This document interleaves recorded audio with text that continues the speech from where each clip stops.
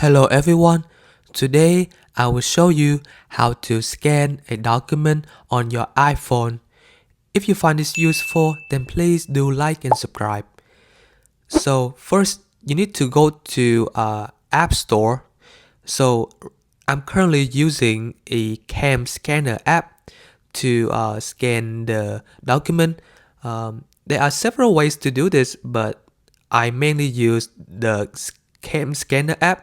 So what you want to do, if you don't have it yet, you need to go to App Store and then search for cam scanner, and then you need to download this app. So since I already have it, I don't have to download it again.